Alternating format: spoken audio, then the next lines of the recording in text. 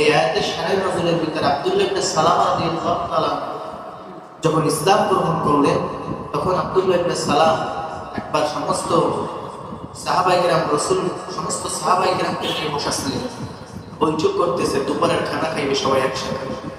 তখন আব্দুল্লাহ ইবনে সালাম, সমস্ত মানুষ খানা খায়, আব্দুল্লাহ ইবনে সালাম সে উটের গোশত খায় না।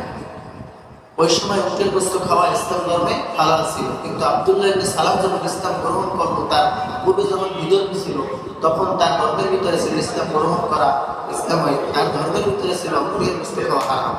তখন আব্দুল্লাহ ইবনে সালাম রাদিয়াল্লাহু তাআলা ইসলাম গ্রহণ করার পর নবীজি সাল্লাল্লাহু আলাইহি ওয়াসাল্লাম ইসলাম গ্রহণ করার পরে আব্দুল্লাহ ইবনে সালাম দুপুর বেলা খানা খাইবে। হঠাৎ করে আব্দুল্লাহ ইবনে সালাম ডাক দিয়ে বলে, ইয়া রাসূলুল্লাহ, ইয়া হাবিবাল্লাহ, যত সমস্ত সাহাবায়ে কেরাম উটের গোশত খাইতেছিলেন, আমি উটের গোশত খাইতে পারবো না।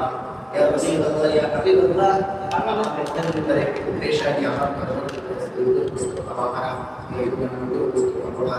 আল্লাহ পাক রব্বুল আলামিন সঙ্গে সঙ্গে আয়াত নাযিল করিয়া বলেন, ইসলামে কাফা, পরিপূর্ণভাবে ইসলামের ভিতরে দাখিল হতে হবে। উটের গোশত না খাওয়া পরিপূর্ণ ইসলামের মধ্যে দাখিল হইলে না। এজন্য ইসলাম মানলে পরিপূর্ণ মানতে হবে। ইসলামে যেমন নামাজ পড়া ফরজ, আমাদের জন্য পর্দা করাও কি ফরজ। এজন্য আমাদের অনেকে আছে পর্দা করে, বোরকা গায়ে দেয়, টাইম ফিট বোরকা। ইসলামে তো এটা সমর্থন করে না। ইসলামে সমর্থন করে ঢিলেঢালা পোশাকটা আমাদের জন্য ঠিক কিনা? এই জন্য আমরা যারা আছি সব সময় ইসলাম মানতে পরিপূর্ণভাবে নিয়তকে খালেস করতে হবে। নিয়ত যে উদ্দেশ্য আপনার করতে হবে, যে কোনো উদ্দেশ্যকে আপনি যদি খালেস করতে পারেন, দেখবেন আপনার আমলের ভিতরে বরকত হবে, সমস্ত জিনিসের ভিতরে বরকত হবে। আপনার নামাজের ভিতরে বরকত হবে, নামাজের বজায় চলে আসবে, নামাজ ভালো হবে। যে কোনো জিনিস যদি আপনার ঈমান পরিপূর্ণ থাকে, রাসূল বলেছেন ইন্নামা আমালু বিন্নিয়াত, আপনার বলার হবে নিয়তের উপর।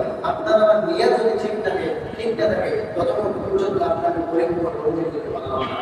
আল্লাহ তাআলা আমাদেরকে পরিপূর্ণ করতে হইয়া আমাদের দেওয়ার তৌফিক দান করুন। আল্লাহ তাআলা এই মাদ্রাসাকে কবুল করুন। আর আমাদের যারা এখানে আসছেন সমস্ত আমাদের আল্লাহ তাআলা ইচ্ছা করলে এই মস্তিষ্কে এসে বসতে পারবেন না, মহান রব্বুল আলামিন যদি কবুল না করেন। আল্লাহ তাআলা রব্বুল আলামিন আমাদেরকে কবুল করেছেন, এক কাজ করার সুযোগ করে দিয়েছেন। দুনিয়ার মধ্যে এখন অনেক মানুষ অনেক জায়গায় অনেক রকমের বিভিন্ন গুনার কাজে লিপ্ত আছে। আর যে সমস্ত মা বোনরা দুনিয়ার সমস্ত কাজ থেকে ফারেক হয়ে কোরআনের এই মজলিসে এসে কোরআনের কথা শুনবে, কোরআনের মজলিসে বসবে, আল্লাহ রাসূল সাল্লাল্লাহু আলাইহি ওয়াসাল্লাম বলেন, যেইখান থেকে কোরআনের আলোচনা করা হয় এবং যারা করে আর যারা শুনে, তারা হলো পৃথিবীর মধ্যে সব থেকে উত্তম। আজ আমরা এই কোরআনের মজলিসে এসে খুশি না বেজার? যদি খুশি হয়ে থাকি, মহান রব্বুল আলামিনের দরবারে আরেকবার শুকরিয়া আদায় করি, আলহামদুলিল্লাহ। মুআজ্জাজ সম্মানিত মা ও বোনেরা, আল্লাহ তাআলা রব্বুল আলামিন কোরআনুল কারীম নাযিল করেছে। কোরআনুল কারীম নাযিল করিয়া আল্লাহ তাআলা রব্বুল আলামিন আসমান বানাইলো, জমিন বানাইলো, সূর্য বানাইলো, চন্দ্র বানাইলো, পৃথিবীর ভিতরে যাহা কিছু আছে সবকিছু মহান রব্বুল আলামিন সৃষ্টি করেন। তো মহান রব্বুল আলামিন সবকিছু সৃষ্টি করিয়া বলে না যে আমার জন্য বানাইছে, আসমান আমার জন্য বানাইছে কথা বলে না, জমিন আমার জন্য বানাইছে কথা বলে না, সূর্য আমার জন্য বানাইছে কথা বলে না, চন্দ্র আমার জন্য বানাইছে এই কথা বলে না। শুধুমাত্র মহান রব্বুল আলামিন মানব জাতিকে সৃষ্টি করিয়া বলেন, এই মানব জাতিকে সৃষ্টি করলাম আমার বান্দা হিসেবে। কুল ইয়া ইবাদি, হে আমার বান্দা। আল্লাহ তাআলা রব্বুল আলামিন বড় মহব্বত করিয়া তার বান্দাকে ডাকেন, হে আমার বান্দা। এত কিছু সৃষ্টি করিয়া মহান রব্বুল আলামিন বলেন না যে তার জন্য সৃষ্টি করলেন, শুধুমাত্র এই বান্দাদেরকে কেন বললেন যে আমার বান্দা, আর এত মোহাব্বত কেন বান্দাদেরকে বলে? পবিত্র কোরআনুল কারীম থেকে আমি আপনাদের সামনে ছোট্ট একখানা আয়াত তেলাওয়াত করেছি। আল্লাহ তাআলা ঈমানদারকে ডাক দিয়ে বলেন, ইয়া আইয়ুহাল্লাযীনা আমানু, হে ঈমানদাররা, হাক্কা তুকাতিহি ওয়ালা তামুতুন্না ইল্লা ওয়া আনতুম মুসলিমুন। ঈমানদার মুসলমান বান্দা-বান্দী পরিপূর্ণভাবে ঈমান আনিয়া তারপরে আমার আল্লাহর কবরে বসে, পরিপূর্ণভাবে ঈমান আনিয়া ইসলাম মানতে হলে পরিপূর্ণভাবে ইসলামের ভিতরে প্রবেশ করতে হবে। অন্য আয়াতে বলেন উদখুলু ফিস সিলমি কাফা, তোমরা পরিপূর্ণভাবে ইসলামের ভিতরে দাখিল হও, পরিপূর্ণভাবে ইসলামের মধ্যে প্রবেশ করো।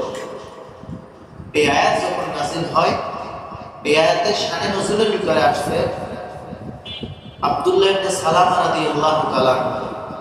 তিনি ইসলাম গ্রহণের পূর্বে এক সময় আব্দুল্লাহ ইবনে সালাম ছিল বিধর্মী, ইসলামের বাহিরে। যখন ইসলাম গ্রহণ করলো আর তাদের ধর্মের ভিতরে ছিল, যখন বিধর্মী ছিলেন তখন তাদের ধর্মের ভিতরে ছিল উটের বস্তু খাওয়া হারাম। প্রত্যেকটা ধর্মে এক একটা জিনিস থাকে, উটের বস্তু খাওয়া হারাম। যেমনি আমাদের ধর্মের ভিতরে, ইসলাম ধর্মের ভিতরে আছে কুকুরের বস্তু খাওয়া হারাম, শুকরের বস্তু খাওয়া হারাম। এরকম বিভিন্ন যেটা হারাম সেটা ইসলাম বর্জন করে, সেটা ইসলাম করবে।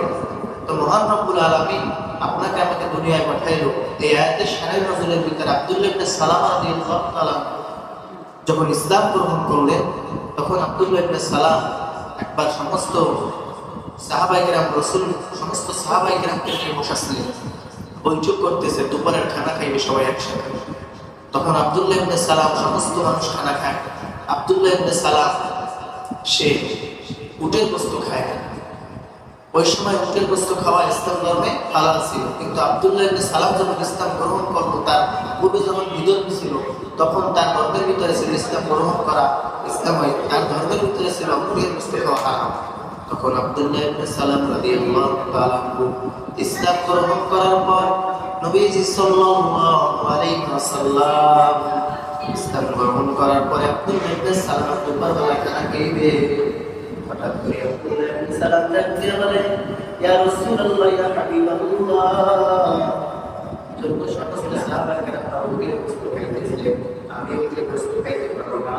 ইয়া রাসূলুল্লাহ, ইয়া হাবিবাল্লাহ, আমার পেটের ভিতরে একটু পেশানি, আমার উটের বস্তু খাওয়া হারাম, এই উটের বস্তু খাওয়া না। আল্লাহ রব্বুল আলামিন সঙ্গে সঙ্গে আয়াত নাযিল করিয়া বলেন, উদখুলু ফিস সিলমি কাফা, পরিপূর্ণভাবে ইসলামের ভিতরে দাখিল হতে হবে। উটের বস্তু না খাওয়া ইসলামের মধ্যে দাখিল হইলে না। এজন্য ইসলাম মানলে পরিপূর্ণ মানতে হবে। ইসলামে যেমন নামাজ পড়া ফরজ, আমাদের জন্য পর্দা করাও কি ফরজ। এজন্য আমাদের অনেকে আছে পর্দা করে, বোরকা গায়ে দেয়, টাইম ফিট বোরকা। ইসলামে তো এটা সমর্থন করে না, ইসলামে সমর্থন করে ঢিলেরা লাগে একটা আপনাদের জন্য, কথা ঠিক কিনা? এই জন্য আপনারা আছি সব সময় ইসলাম মানতে পরিপূর্ণভাবে নিয়তকে খালেস করতে হবে। নিয়ত যে উদ্দেশ্য আপনার করতে হবে, যে কোনো উদ্দেশ্যকে আপনি যদি খালেস করতে পারেন, দেখবেন আপনার আমলের ভিতরে বরকত হবে, সমস্ত জিনিসের ভিতরে বরকত হবে। আপনার নামাজের ভিতরে বরকত হবে, নামাজের কৌশল বজায় চলে আসবে, নামাজ ভালো হবে। যে কোনো জিনিস যদি আপনার ঈমান পরিপূর্ণ থাকে, রাসূল বলেছেন ইন্নামা আমালু বিন্নিয়াত, আমলের ফলাফল হবে নিয়তের উপর। আপনার আমার নিয়ত যদি ঠিক থাকে ততক্ষণ পর্যন্ত আপনাকে পরিপূর্ণ করতে পারলাম না। আল্লাহ তাআলা আমাদেরকে পরিপূর্ণ মুমিন হইয়া আমাদের উপরে দেওয়ার তৌফিক দান করুন। আল্লাহ তাআলা এই মাদ্রাসাকে কবুল করুন। আর আমাদের যারা এখানে আসছেন সমস্ত আমাদের আল্লাহ তাআলা এই